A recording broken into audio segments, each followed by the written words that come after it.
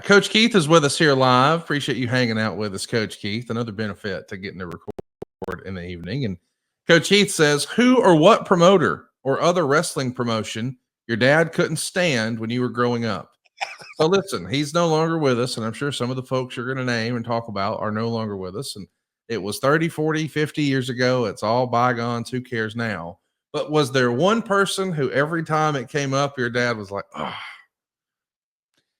I'm going to say this. I love you, Dad. I'm going to say this.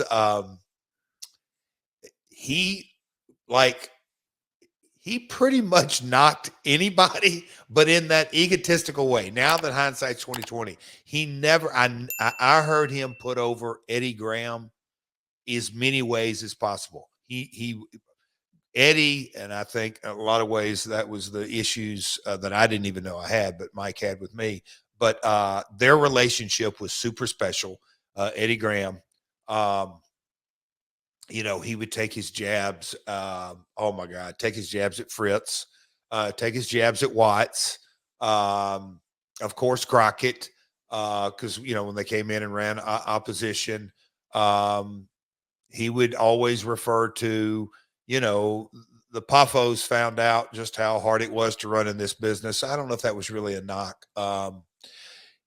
Those, because they were around the area, the number one, who or what promoter or wrestler your dad couldn't stand? I mean, the number one would be Nick Gulas. There's not even a close second. And Nick was basically the guy that, in a lot of ways, Nick Gulas, Roy Welch. It was Gulas Welch Promotions, and Roy was absolutely his mentor. He's the one he let my dad start booking and really set him on a chart for success. But Nick finding out my father's relationship with his business partner, Roy Welch, it completely soured things. And Nick had it out for little man Jarrett, and there was no love lost between those two. It was ugly. Do you think, did you ever hear any other perspective on that? I know you heard it from your dad's side. Did you have any relationship with Nick? Nick came in no, you can't really call it a relationship. But look, I have, through the years, Conrad, you know me, I have attempted, and I think I've done about as much due diligence. Hell, Bill Dundee, Jerry Lawler, Dutch Mantell. There were, I rode up and down the road for several years with Robert Fuller, and he's a Welch. And so hearing all the different stories that, so I don't know exactly what your question was, Conrad, but there's different variations of, and I don't know what you're asking specifically, but there's, we'll call it. Did you have a relationship with George Gulas at all? Did y'all ever talk or catch up? I'll still see him. He's refereed my daughter's basketball games through the years off and on. I still see George to this day at Pro Wrestling Inc., where, Cody's the independent shows, Jason James Promotions. He'll come out. Yeah, me and George have been buddies a while, but, we've never got into the deep conversation of our fathers. I think maybe out of just common sense, because there is no upside. Zero upside. Man, that sucks, because I was about to say, can we make it happen?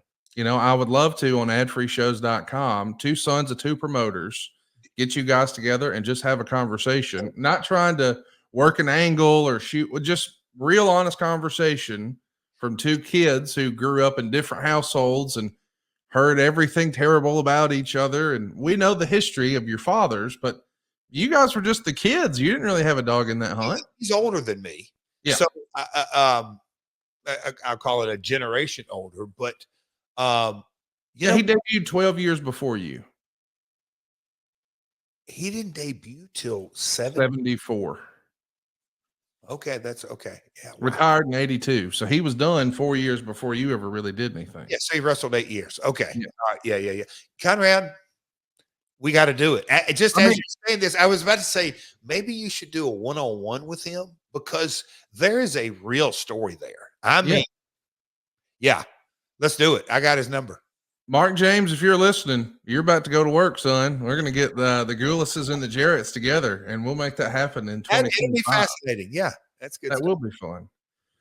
We got to do a question here from Denovius Mack, who says, who would have been the number one wrestler you wished you would have had in TNA during your time there? Now, we know that you landed a lot of big fish. You got Kurt Angle, you got Hulk Hogan, you got Ric Flair, you got Sting, hell, you got Macho Man, you got Kevin Nash, you got Scott Hall. It feels like it was a who's who of talent that you were able to land. Was there one in particular that was the one that got away? Like you wish you could have signed him, and you wish you could have had him at least for one show or one angle or one story, and it just didn't happen. I thought, okay, I misread the question. Denovius, shout out. Hello. Hope all is well, my man. Oh my gosh, Conrad, the one that got away that I mean, it's like everybody that we really dialed in and thought we had a legitimate opportunity at. Is it Heyman? He's not a wrestler. Is it JR? He's not a wrestler. Or is there a wrestler that you think, damn it, that was the one, and we just didn't get it? It goes without saying, either one of those guys would have, you look on WCW and Eric's strategy. I mean, he got Bobby Heenan, Mean Gene. He went down that announcer road about the same time he got Hogan and Savage. You probably know better than me, dates and all that. But, those two personalities, larger than life, would have instantly shifted the dynamic. But as far as in-ring talent, well,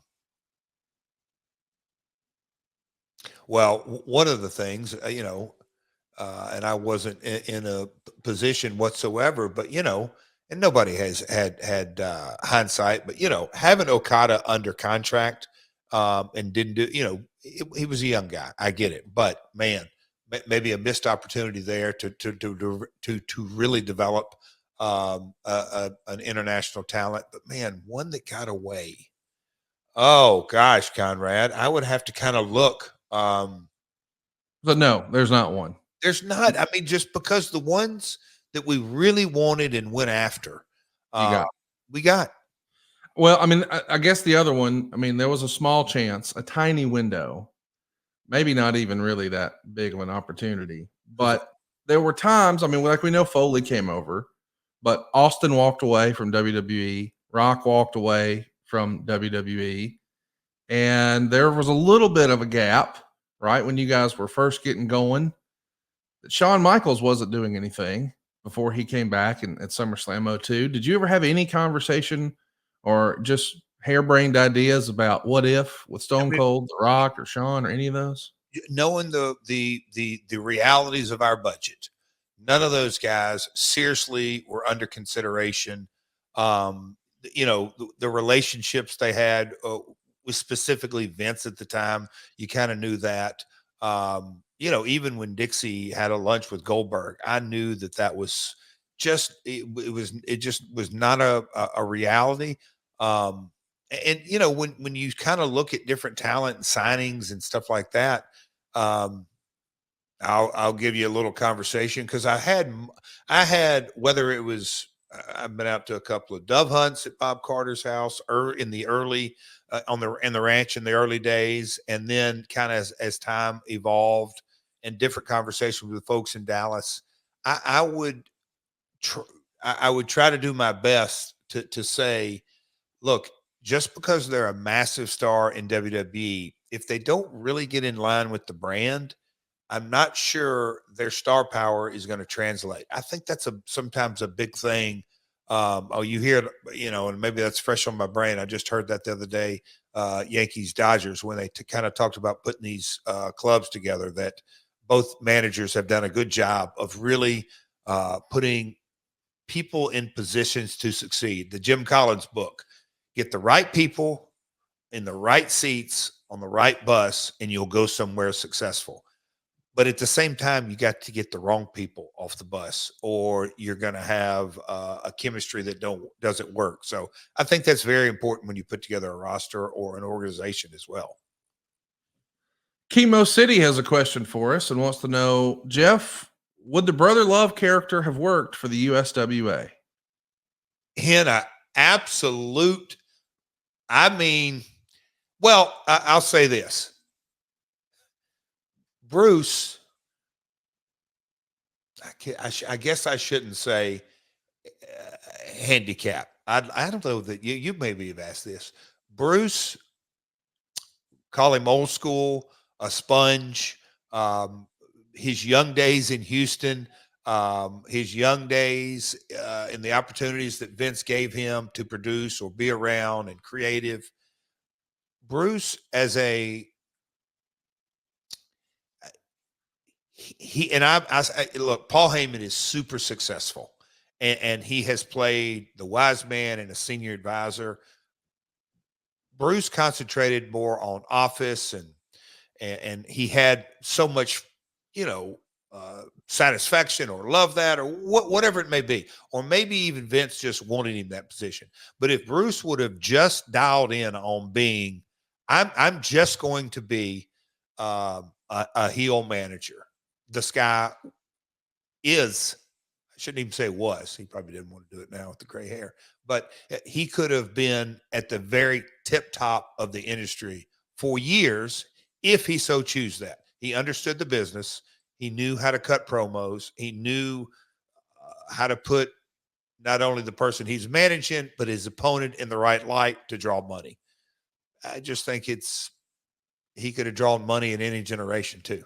He knows what to do and when to do, and maybe most importantly, what not to do. And I think as a manager, you have to know that. You agree, Conrad? No, I totally agree. And I think he's got it dialed in. And